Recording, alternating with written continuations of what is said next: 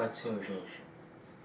Só quero trazer para vocês uma pequena meditação sobre o que está escrito no livro de Salmos. O Salmo de número 7, versículo 11 diz assim: Deus é um juiz justo, um Deus que se ira todos os dias. Algumas considerações devem ser feitas em cima desse versículo. A primeira é que Deus está irado com a humanidade. É bem verdade que não é uma coisa muito boa da gente ouvir. Muitas vezes a gente quer ouvir que Deus vai nos abençoar, que Deus vai nos trazer grandes vitórias, grandes bênçãos. Mas o que a Bíblia diz a respeito do relacionamento da humanidade com Deus, mediante o pecado, é uma coisa um pouco diferente. A Bíblia nos diz que Deus está irado. No Salmo que a gente acabou de ler, o versículo vai dizer que Deus ele é justo e ele se ira todos os dias.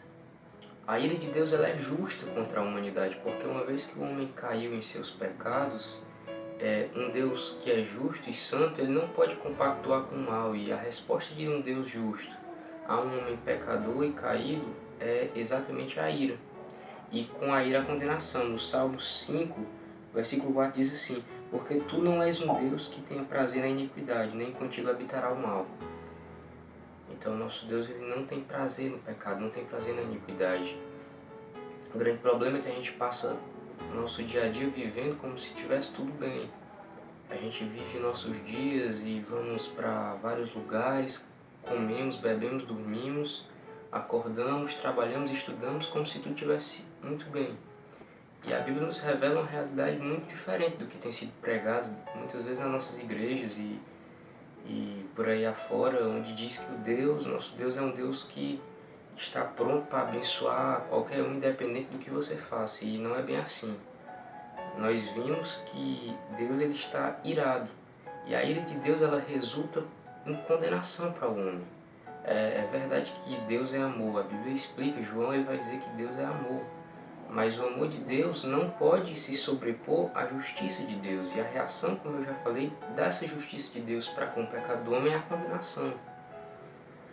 Mas uma segunda consideração muito importante que a gente tem que fazer sobre essa questão da ira de Deus, da revolta de Deus contra o pecado do homem, se define em Jesus Cristo. Porque Jesus, a Bíblia vai dizer que ele tomou sobre si as nossas dores, as nossas enfermidades. Né? Ele levou sobre si. Se você for ver lá no Getsemane, Jesus ele pede para que Deus, ele diz: Pai, se possível, afaste de mim esse cálice. E quando ele diz isso, ele está se referindo, e muitos teólogos acreditam que naquele cálice que ele disse, que ele pediu para que fosse afastado dele, se possível, estava a ira de Deus.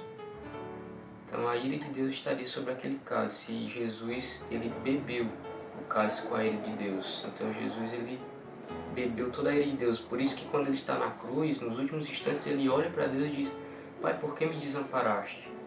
Porque naquele momento toda a ira do Deus que era para ter recaído sobre você e sobre mim caiu sobre Jesus. E é por isso que nós temos fé, nós temos segurança em Cristo, porque Ele carregou a nossa dor, carregou as nossas enfermidades e carregou a nossa culpa.